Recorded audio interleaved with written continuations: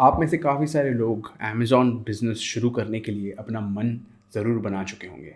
But आपके दिमाग में बस एक ही क्वेश्चन है और वो ये है कि क्या मुझे एक बिज़नेस इनकॉर्पोरेट करना पड़ेगा या फिर मैं इस बिज़नेस को बिना किसी बिज़नेस इनकॉर्पोरेट किए शुरू कर सकता हूँ? आज के वीडियो में हम इसी इम्पॉर्टेंट सवाल का जवाब देखेंगे और मैं आपको ये बताऊंगा कि कब आपको एक बिज़नेस रजिस्टर करना चाहिए और कब आप एक बिज़नेस रजिस्टर करने के लिए रेडी नहीं हो। और इसके साथ साथ मैं आपको ये भी बताऊंगा कि आपको अपना बिज़नेस कहाँ रजिस्टर करना चाहिए।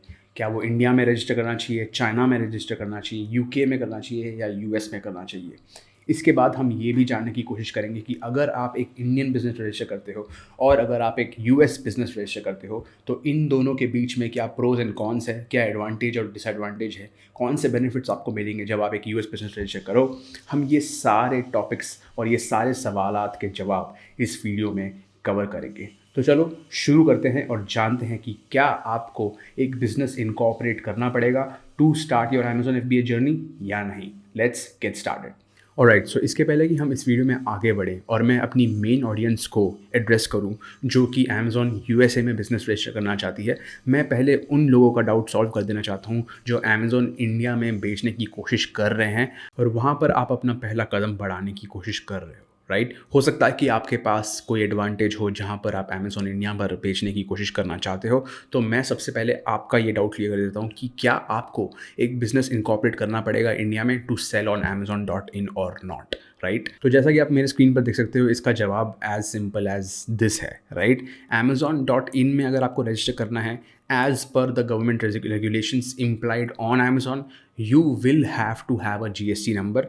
और एक जीएसटी नंबर होने का मतलब आपको बेसिकली एक प्रोप्राइटरशिप रजिस्टर करनी पड़ेगी। राइट, एक प्रोप्राइटरशिप रजिस्टर करनी पड़ेगी जिसके साथ आपको जीएसटी नंबर मिलेगा, तब आप जाकर sellcentral.amazon.in पर अपना रजिस्ट्रेशन कर सकते हो और सक्सेसफुली एक सेलर अकाउंट खोल सकते हो। And only then you will be able to start your business on amazon.in। Now if you are somebody who is thinking about starting your Amazon business on amazon.in, मैं आपको ये बता दूं कि इंडिया में average return ratio is above 20%। Almost 20% of your orders will be return back to you by customers. मतलब कि हर 100 order में से 20 ऑर्डर आपके रिटर्न आएंगे ऑन एवरेज। कितना भी अच्छा काम कर लो आप। राइट, तो मैं आपसे ये गुजारिश करूंगा कि आप डेफिनेटली ई कॉमर्स बिजनेस शुरू करने के बारे में कंटिन्यू करो सोचना, बट इस चैनल को भी सब्सक्राइब कर लो और यहाँ पर बहुत सारे वीडियोस हैं जो आपको ये सिखाएंगे कि कैसे आप amazon.com यूएसए पर अपना बिजनेस स्टार्ट कर सकते हो। तो उसके बारे में आप जानकारी हासिल करना शुरू करो और कोशिश करो कि आप सीधा amazon.com यूएसए पर अपना बिजनेस लॉन्च करो। मैंने इंडिया में आज तक एक प्रोडक्ट भी नहीं बेचा है on amazon.in and I do not really intend to sell it over there unless मेरे पास एक बहुत ही स्ट्रॉन्ग मार्केट क्रैकिंग अपॉर्चुनिटी हो जहां पर मैं अमेज़ॉन पर घुस पाऊँ। But currently I am selling in the US market, Canadian market and slowly expanding to UK, Germany, Australia, Singapore and other markets. Right, so अगर आपको सीखना है go ahead and check out the videos on the channel. Now when it comes to amazon.com, इसका answer थोड़ा complex है। तो इसके बारे में समझते हैं कि अगर आप amazon.com पर अपना बिजनेस शुरू करने की कोशिश कर रहे हो तो क्या आपको बिजनेस लगेगा या नहीं लगेगा। इसको आंसर करने के लिए सबसे पहले एक क्वेश्चन का जवाब देखते हैं और वो है ये, are you starting a business और are you starting a hobby.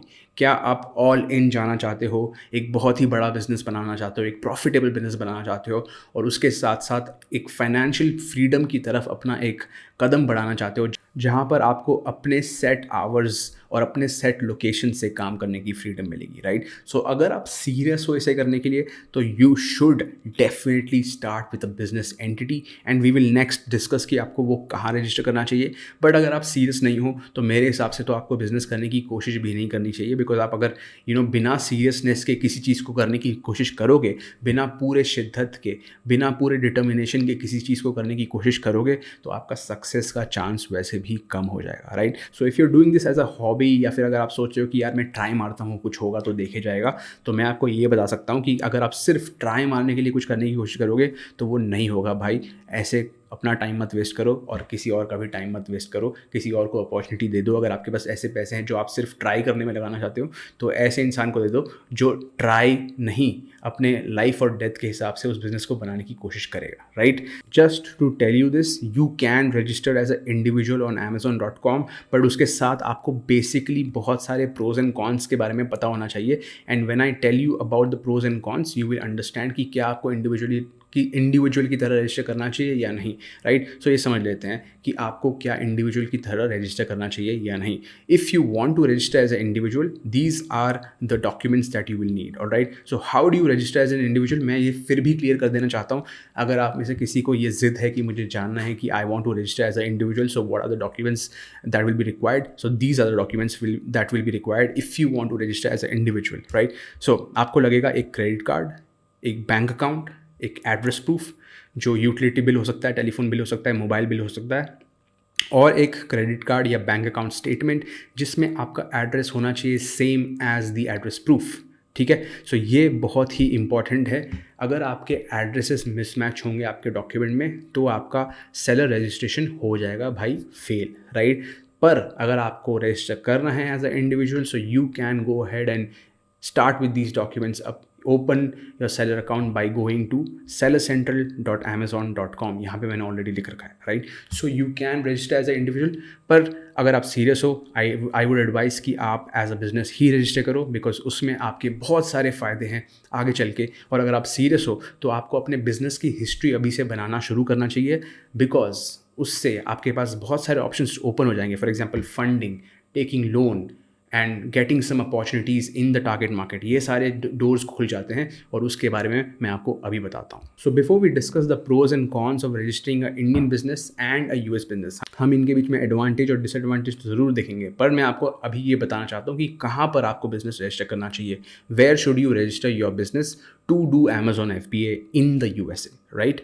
So where should you be registering, इसके लिए आपको अपने आप से ये क्वेश्चन पूछना है, विल यू बी मैन्युफैक्चरिंग और sourcing in India only, right. अगर आप ऑलरेडी एक मैन्युफैक्चरर हो, या फिर अगर आप एक ऐसे सेलर हो जिसने प्रोडक्ट ढूंढ लिया है और आपको वो पता है कि ये प्रोडक्ट मैं इंडिया से मैन्युफैक्चर करना चाहता हूँ और इसके साथ आगे के भी 2-3 प्रोडक्ट्स मैं इंडिया से ही मैन्युफैक्चर करना चाहता हूँ, तो आप एक इंडियन एंटिटी से शुरू कर सकते हो। And all you have to do is register for a sole proprietorship, जिससे आपको GST मिल जाएगा, जिसको यूज़ करके आप sellercentral.amazon.com पर रजिस्टर कर सकते हो, right. But if you are going to be not sourcing from India, मतलब कि आप अगर कहीं और किसी और देश से अपने प्रोडक्ट्स बनाने वाले हो, तो आपको इंडिया में बिजनेस रजिस्टर करने से शायद फ़ायदा नहीं नुकसान हो, राइट। वो क्यों, उसका एक एग्जांपल मैं आपको डेफिनेटली दे सकता हूँ, and this is still valid in 2022, okay. So let's say आप इंडिया में बैठे हो, ठीक है, आपको प्रोडक्ट सोर्स करना है चाइना से, जो एक दूसरी कंट्री है, इंडिया के बाहर की कंट्री है, राइट। मतलब अगर आपको किसी प्रोडक्ट को मैन्युफैक्चर कराना है तो आपको इंडिया से चाइना पैसे भेजने पड़ेंगे, right. And that transfer of money is possible if you are sending money to China, और चाइना से आपने पैसे भेजे चाइना में, बैंक को आपने बोला भाई मुझे पैसे भेजने हैं $2000 चाइना में, तो आपने चाइना में पैसे भेज दिए। इसके बाद अगर चाइना से आपके पास प्रोडक्ट नहीं आता है, आपने पैसे भेजे थे एक कंपनी को जो प्रोडक्ट बनाती है, और वहाँ से आपको प्रोडक्ट नहीं मिल रहा है, वहाँ से आपका प्रोडक्ट जा रहा है यूएस से आप प्रोडक्ट बेच रहे हो और वहाँ से आप पैसे कमा रहे हो बहुत सारे, और वो बहुत सारे पैसे आपके इंडियन अकाउंट में आ रहे हैं, राइट। तो क्या हुआ, आपके पास $2000 थे, आपने प्रोडक्ट मैन्युफैक्चर कराने थे, आपने $2000 भेज दिए चाइना में, और यूएस से amazon.com आपको भेज रहा है $8000, बिकॉज आपकी कमाई हुई थी after all of the cost and deduction, आपका रेवेन्यू, आपका जो प्रॉफिट बना, नेट प्रॉफिट, वो $8000 हुआ, राइट। सो आपको आ गए, तो बैंक बोलेगा भाई मैंने तो तुम्हारे पैसे चाइना में भेजे थे $2000, और अमेरिका से आपको कोई और $8000 दे रहा है, तो इनके बीच का रिलेशनशिप हमें नहीं समझता, right.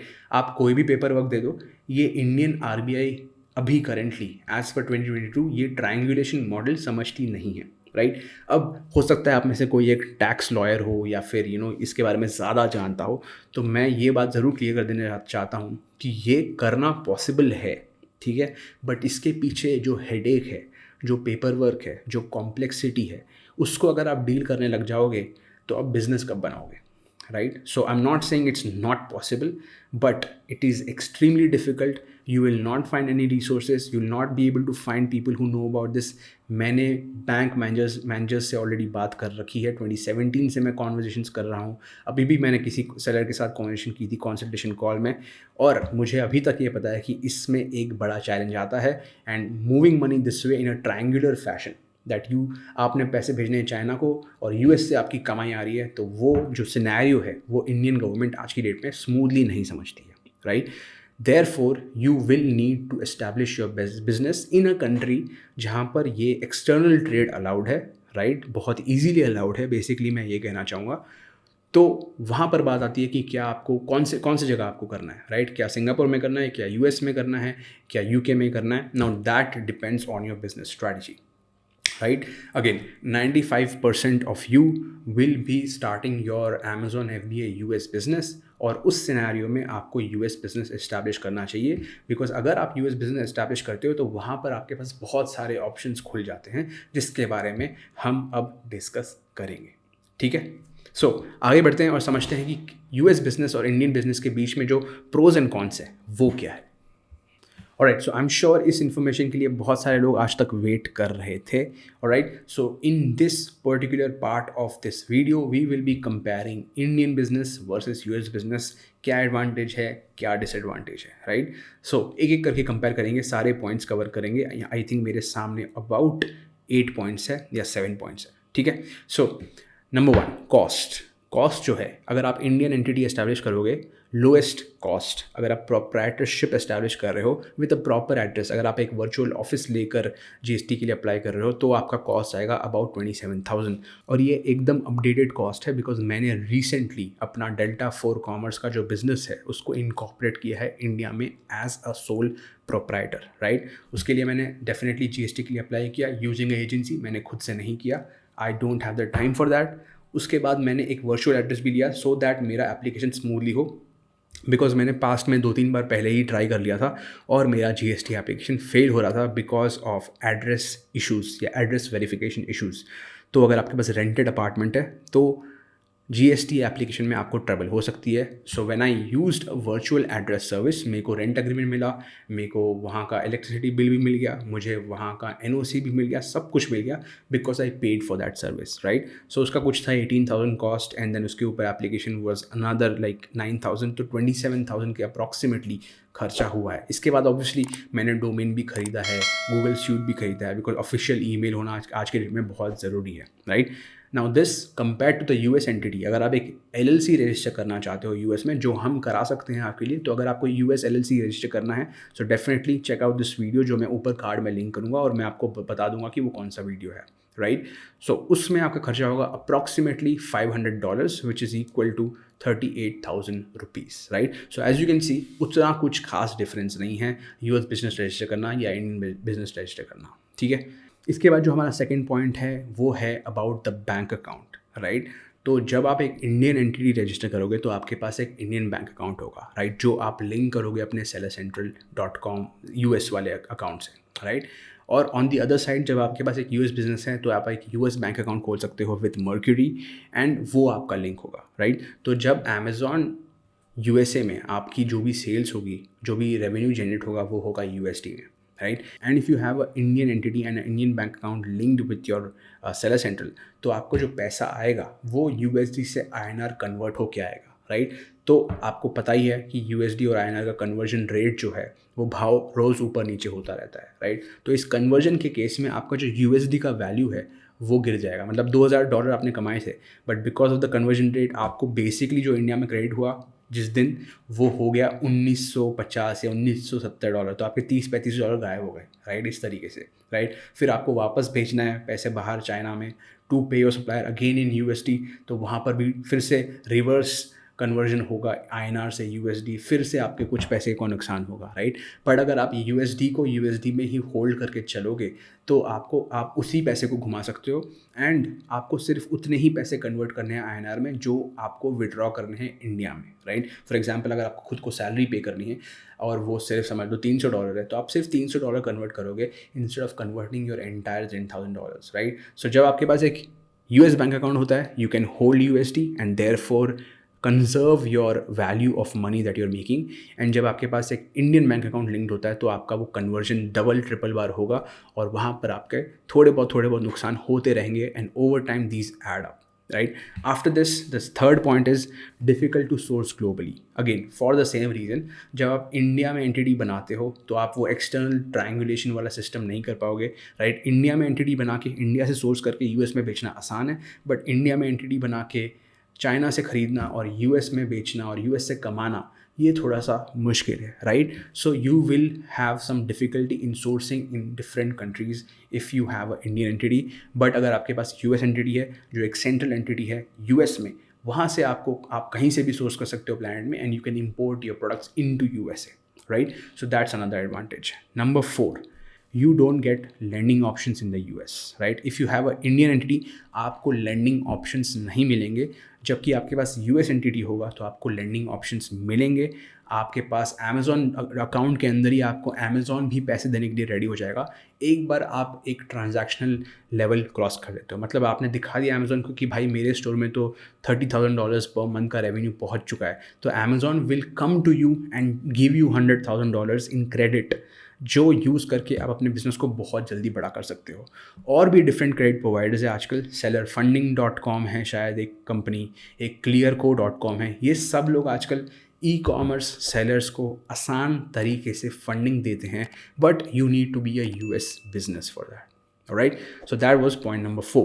Point number 5 is tough to raise capital from US investors. अगर आपके पास एक इंडियन एंटिटी हो और आप US इन्वेस्टर्स को ढूंढने की कोशिश कर रहे हो, बिकॉज आपका मार्केट US है, आप डॉलर में बिजनेस चला रहे हो अपना और वो बिज़नेस बड़ा भी हो रहा है, तो आपने अगर किसी को ढूंढ भी लिया, उस बंदे को या उस इंसान को जो इन्वेस्ट आपके बिज़नेस में करना चाहता है, उसके लिए US बिज़नेस में इन्वेस्ट करना बहुत ही आसान होगा वर्सेस एक इंडियन बिज़नेस में इन्वेस्ट करना जो US में बिज़नेस कर रहा है, right? So again no brainer. I hope it makes sense.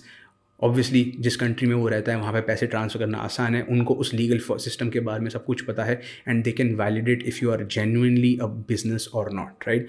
किसी को भी स्कैम होना पसंद नहीं है, राइट? सो अगर कोई फॉरेन इन्वेस्टमेंट के लिए मांग करता है तो ऑब्वियसली वहाँ पर ज़्यादा टाइम लगता है, उनको ड्यू डिलिजेंस करना पड़ेगा, चेकिंग करना पड़ेगा, वेरिफिकेशन करना पड़ेगा, तो आपका बहुत सारा टाइम जा सकता है अगर आगे चलकर आपको फंडिंग उठानी है, ठीक है? By the way, if you ever need to raise funding, आपको LLC नहीं, आपको C कॉर्प लगेगा. बट अगर आप LLC रजिस्टर कर रहे हो तो आगे चलकर आप उसको कन्वर्ट कर सकते हो. ऑफकोर्स खर्चा होगा, उसको C कॉर्प में ट्रांजिशन करना पड़ेगा. बट अगर आपको अभी ही फंडिंग उठानी है, या फिर अभी अगर आप फ्रेंड्स एंड फैमिली से भी फंडिंग उठा रहे हो और आपको शेयर्स डिस्ट्रीब्यूट करने हैं, so you should consider registering a C Corp, ठीक है? इसके बारे में आप कनेक्ट कर सकते हो मेरे से अगर आपको रजिस्टर करना है तो, ठीक है? After this point number 6 is inconvenient to sell to US aggregator, right?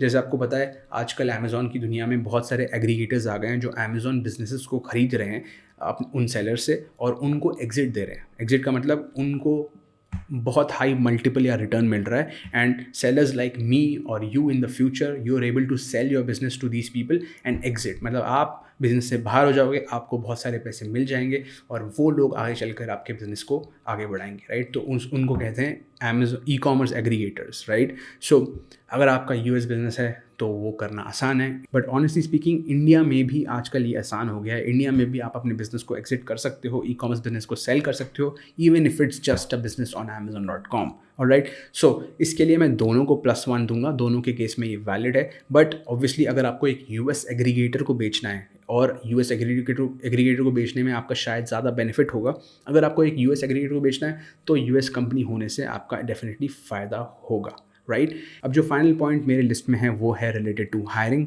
Basically if you are registering as a US business तो यू कैन लिटिल बिट, उसमें एक एडवांटेज आ जाता है कि आप बोल सकते हो कि you are hiring for a US based e commerce brand, right? Obviously आगे चल के आपको इंटर्न्स लगेंगे, शायद एम्प्लॉयज़ लगेंगे, तो वो क्या है कि वो हायरिंग थोड़ी सी ल्यूक्रेटिव हो जाएगी, because people will be more interested in working with a US company versus with a Indian startup जो बहुत ही छोटा है, राइट? तो वो एक माइंडसेट की बात हो जाती है. अगेन इसको डिबेट कर सकते हैं, ये इतना प्लस माइनस नहीं है, बट ऊपर से मैं आपको बताना चाहता था कि इंडियन बिजनेस और US बिजनेस को रजिस्टर करने से क्या बेनिफिट्स डिसएडवांटेज होते हैं. आई थिंक यहाँ पे सबसे बड़ा बेनिफिट है ये USD को होल्ड करने वाला बेनिफिट. अगर आपके पास US बिजनेस है, you can hold your gains in USD itself, और दूसरा है फंडिंग और लेंडिंग वाला जो ऑप्शन आपके पास खुल जाता है, राइट। ये दोनों ही अपने आप में बहुत बड़े इंपॉर्टेंट फैक्टर्स हैं to register a US business. Now if I have convinced you to register US business, आप ये वाला वीडियो देख सकते हो, ये ऑलरेडी मेरे चैनल पे हैं।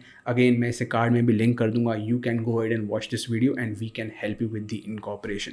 Alright guys, so that was it in this video. I hope this was super helpful. I hope आपको समझ आया कि आपको अपना बिजनेस कहाँ रजिस्टर करना चाहिए, क्या प्रोज एंड कॉन्स है, कैसे करना है, ये सारी चीज़। और इसके अलावा अगर आपके दिमाग में कोई भी क्वेश्चन है related to incorporation and Amazon seller registration, please comment करो, मुझे बताओ कि आपको किस क्वेश्चन के ऊपर डाउट है, कौन से सवाल आपके माइंड में हैं जो सॉल्व नहीं हो पाए हैं, और मैं उनका जवाब दूंगा इस वीडियो के नीचे या फिर अगले वीडियो में। Alright then, I will see you in the next one. Keep crushing it. Course भी लॉन्च हो चुका है, चेकआउट कर सकते हो उसे course.indiaman.com पर, and you can check out these other videos in my channel. I will see you next week.